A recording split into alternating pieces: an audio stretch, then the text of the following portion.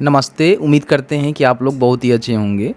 RTPS portal पे जो है 2 नए लिंक ऐड किए गए हैं। जैसे कि आप अगर विजिट किए होंगे तो देखे ही होंगे। दोनों लिंक के बारे में हम बात करेंगे कि आखिर लिंक का मतलब क्या है और इससे आपको क्या कुछ फ़ायदे होने वाले हैं। इस वीडियो को शुरू से अंत तक लेकर ज़रूर देखिएगा, क्योंकि बहुत सारे साइबर कैफ़े वाले हैं, बहुत सारे जो आम व्यक्ति हैं वो यहाँ पे आरटीपीएस के पोर्टल पे जाकर जैसे जाति, निवास, आय या फिर एनसीएल या फिर आपका जो ईडब्ल्यूएस सर्टिफिकेट है ना, उसके लिए अप्लाई करते हैं। तो अभी जो अपडेट आया हुआ है ना, जिसमें आप सभी जानते ही होंगे कि अगर आपका फॉर्म जो है एक बार रिजेक्ट हो जाता है तो दोबारा आपको जो है अपील करने का मौका देखने को नहीं मिलता है। लेकिन अभी जो है आरटीपीएस अपील का जो एक लिंक आया हुआ है, उसके बारे में हम बात करेंगे, कैसे अपील करना होता है, किस कंडीशन में करना होता है। इसके साथ ही साथ एक और लिंक यहाँ पे एक्टिव हुआ है, उसके बारे में भी हम बात करेंगे। वीडियो में आगे बढ़ने से पहले आप सभी से रिक्वेस्ट ये भी रहेगा कि अभी तक आपने इस वीडियो को लाइक नहीं किया हुआ है तो सबसे पहले वीडियो को लाइक कर दीजिए, हो सके तो सोशल मीडिया पर शेयर कर दीजिए। सबसे पहले आपको जो है serviceonline.bihar.gov.in के ऑफिशियल पोर्टल पे आना है, जिसको आरटीपीएस भी बोला जाता है, जैसे कि आप सभी को पता ही है। इस पोर्टल पे आएंगे तो 2 लिंक आपको यहाँ पे न्यू देखने को मिलेगा। जो पहला यहाँ पे लिंक है, पंचायत सरकार भवन से जो ई सेवाएं है उसको यहाँ पे शुरू कर दिया गया है। यानी कि पंचायत भवन में भी आरटीपीएस कार्यालय बनाए गए हैं। बहुत सारे पंचायत भवन में आरटीपीएस कार्यालय पे जो सहायक काम करते हैं ना, यहीं से क्लिक करके लॉगिन करके अपना जो काम है वो करेंगे। तो पंचायत में भी अब सारे काम होंगे जो आपके ब्लॉक में होता था। जन्म प्रमाण पत्र का भी काम अब यहाँ पे हो सकता है कि पंचायत स्तर पे ही कर दिया जाए, क्योंकि इससे पहले अपडेट आया था। और भी जितने भी सर्विसेज हैं वो सारे सर्विसेज जो है पंचायत स्तर पे ही देखने को मिलेगा। हर एक पंचायत में जो है आरटीपीएस काउंटर बनाए जा रहे हैं, ठीक है। तो यहाँ से जो भी पंचायत में सहायक काम करेगा, आरटीपीएस सहायक काम करेगा, कहीं ना कहीं यहाँ से लॉगिन करके वो सारे काम को कर पाएगा, लोगों को सेवा दे पाएगा। तो पहला लिंक यहाँ पे पंचायत जो सरकार भवन है ना, वहाँ पे ई सेवाएं के माध्यम से लॉगिन करके किया जाएगा। दूसरे यहाँ पे देखेंगे तो आरटीपीएस जो है अपील का एक बटन आपको देखने को मिल रहा है। अब इसका मतलब क्या है, इस पर क्लिक करेंगे तो इसमें जो है सभी जानकारी बताई गई है। जैसे कि मान लीजिए आय, जाति, निवास या फिर एनसीएल या फिर ईडब्ल्यूएस के लिए अप्लाई करते हैं। अप्लाई करने के बाद क्या होता है कि अगर आपका फॉर्म किसी कारण रिजेक्ट हो जाता है, कोई गलती के कारण रिजेक्ट हो जाता है, तो फिर आपको अपील करने का जो है मौका देखने को नहीं मिलता है। लेकिन अभी सरकार ने यहाँ पे अपील का जो एक फॉर्म लाया हुआ है, जिसके माध्यम से अब जो भी फॉर्म रिजेक्ट होगा उसको अपील कर सकते हैं। यानी कि आप एक जानकारी उनको दे सकते हैं कि हमारा जो फॉर्म है वो रिजेक्ट हुआ है, तो उसमें कोई एडिशनल आपको डॉक्यूमेंट देना है या फिर कोई जानकारी देना है, तो आप सरकार को देकर उसी एप्लीकेशन को अप्रूव करवा सकते हैं। अलग से फॉर्म भरने की आवश्यकता आपको नहीं होने वाली है, ठीक है। अब इसमें देखिए बेनिफिट क्या होगा, तो बेनिफिट यही होगा कि जो भी आपको चीज़ें, जैसे मान लीजिए आप देना चाहते हैं, बताना चाहते हैं अपील में, वो अपील कर सकते हैं और पूरी तरह से जो है लीगल रहेगा। आप अपील करिए, हो सकता है कि आप अपील करेंगे तो कहीं ना कहीं आपका सर्टिफिकेट जो है अप्रूव हो जाए। फिर यहाँ पे 15 दिनों का जो है समय आपसे लिया जाएगा। जैसे कि मान लीजिए आप यहाँ पे अपील फॉर्म भरेंगे तो 15 दिनों का जो है समय लिया जाएगा, और जो भी अधिकारी हैं ना उसको यहाँ पे देखेंगे और चेक करेंगे, और फिर यहाँ पे आप चाहें तो उसको ऑनलाइन ट्रैक भी कर सकते हैं। आपको रेफरेंस नंबर मिलेगा और पूरी तरह से जो है ऑनलाइन, आपको कहीं भी जाने की आवश्यकता नहीं है। ऑनलाइन डिजिटल तरीका से ही आपका अपील दायर आप करेंगे और ऑनलाइन ही चेक होगा, और फिर यहाँ पे आपका सर्टिफिकेट अगर अप्रूव होता है तो फिर यहाँ से डाउनलोड भी कर सकते हैं। दूसरा सर्टिफिकेट आपको अप्लाई करने की आवश्यकता नहीं है।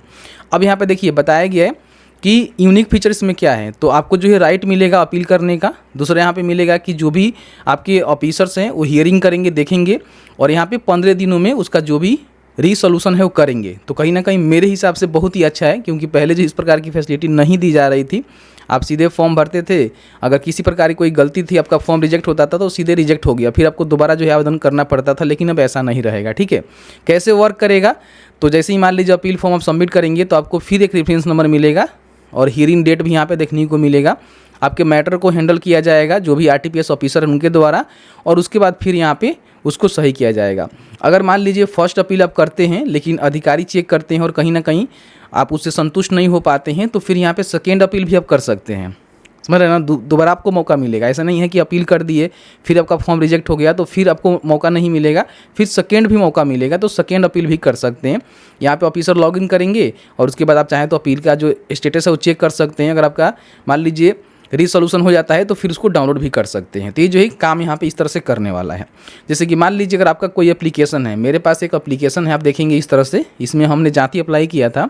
इसमें 100 ग्राम का नाम गलत है, कर्मचारी ने लिख कर हमको दिया। क्योंकि आप आरटीपीएस पोर्टल पे आएंगे और यहाँ पे आवेदन की स्थिति के बटन पर क्लिक करके बड़ी आसानी से अपना जो एप्लीकेशन का स्टेटस है उसको चेक कर सकते हैं। मैंने वीडियो बनाकर आपको बताया ही था कि रेफरेंस नंबर यहाँ पर डालेंगे, एप्लीकेशन का जो सबमिशन डेट है या फिर जो आपका डिलीवरी डेट है उसको डालकर यहाँ पे बड़ी आसानी से चेक कर सकते हैं कि आपका एप्लीकेशन का स्टेटस क्या है।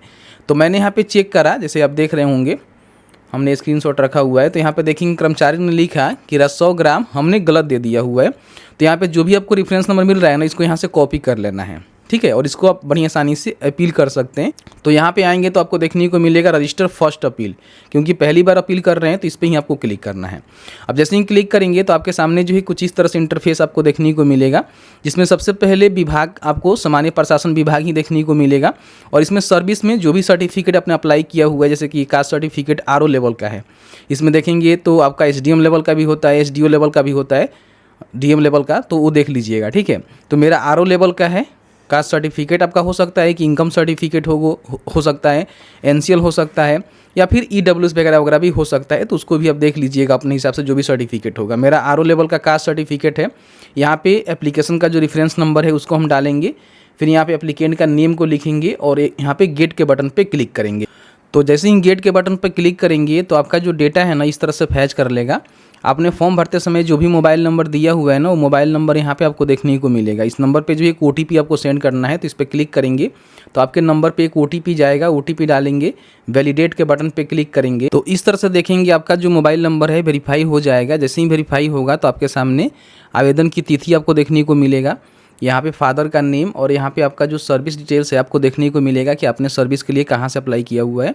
बाकी यहाँ पे जो भी अपना सेवा प्रदाता कार्यालय का पता आपने दिया हुआ है, जैसे कि आपका राज्य, डिस्ट्रिक्ट और सब डिवीज़न वगैरह वगैरह आपको देखने को मिलेगा, जिसको मैंने ब्लर कर रखा हुआ है। अगर मान लीजिए आपका जो ऊपर वाला पता है ना वही आपका मान लीजिए प्रेजेंट एड्रेस है, तो आप यहाँ पर टिक करेंगे तो ये सेम हो जाएगा। अगर मान लीजिए आप यहाँ पर गलत एंट्री कर दिए थे, जैसे कि आपका जो प्रोवाइडर ऑफिस है वो कुछ अलग है और आपका जो प्रेजेंट एड्रेस है कुछ अलग है, तो आप यहाँ पे मैन्युअली भर सकते हैं। अगर दोनों सेम है तो टिक कर देंगे, ठीक है। अब यहाँ पे देखिए अपील का कारण आपको बताना है। तो इसमें आपका फॉर्म रिजेक्ट हुआ है या फिर पेंडिंग है या फिर डिलीवरी ऑफ द टाइमलाइन के बाद जो है डिलीवरी यहाँ पे हुआ है, या फिर यहाँ पे अदर कोई भी आपका अपील हो सकता है। तो जैसे मान लीजिए मेरा फॉर्म जो है रिजेक्टेड है, मैंने आपको दिखाया, तो इसका सिलेक्शन करेंगे। यहाँ पे मांगी गई राहत, अब क्या कहना चाहते हैं इसमें, तो आपने जो भी 100 नाम जैसे हमने गलत डाला हुआ है, एक्चुअल में हमने डाला भी था, तो उसको यहाँ पे हम लिख देंगे कि नहीं मेरा 100 ग्राम ये था, मैंने गलती से ये दर्ज कर दिया था, इस पे सुनवाई की जाए, ठीक है। तो आपको यहाँ पे लिखना होगा, ठीक है। पब्लिक सर्वेंट को बताना होगा, जो कि आपके ऑफिसर होंगे वो बताएंगे, ठीक। तो यहाँ पे आपका जो भी मैटर होगा ना उसको यहाँ पे लिखना है। फिर यहाँ पे आपको जो है डॉक्यूमेंट देना होगा, जिसमें आप चाहें तो जो भी आपको रिसीवर मिला हुआ है उसको दे सकते हैं, कोई सर्टिफिकेट है तो सर्टिफिकेट दे सकते हैं, अदर कोई रिलेवेंट डॉक्यूमेंट आप देना चाहते हैं जो आप नहीं दे पाए थे वो भी दे सकते हैं। उसके बाद यहाँ पे क्या करेंगे, कैप्चा को फिल करेंगे और रजिस्टर अपील के बटन पर क्लिक करेंगे तो आपका जो अपील है ना वो यहाँ पे दायर हो जाएगा। ये अपील को दायर करेंगे तो आपको जो रेफरेंस नंबर मिलेगा, जिसको आप यहाँ पे चेक भी कर सकते हैं। समय समय पे 15 दिनों का समय लिया जाएगा और आपका जो भी अपील है उसको पे सुनवाई की जाएगी और आपका सर्टिफिकेट अप्रूव होने की चांस बनेगा। दोबारा आपको सर्टिफिकेट के लिए तुरंत अप्लाई नहीं करना है, सबसे पहले अपील सबमिट करना है और फिर यहाँ पे मान लीजिए फर्स्ट अपील आपका रिजेक्ट होता है तो फिर दूसरा अपील भी आप यहाँ पे दायर कर सकते हैं, जो कि यहाँ पे आपको देखने को मिल जाएगा। दूसरा अपील भी आप यहाँ से दायर कर लीजिएगा। तो ये जो है 2 लिंक यहाँ पे आए हुए थे, जिसमें एक अपील का लिंक है और दूसरा जो है सरकार जो पंचायत सरकार भवन है वहाँ से अब जो ई सेवा है शुरू किए गए हैं, तो उसके लिए एक अलग लॉगिन आईडी यहाँ पे बना दिए गए हैं।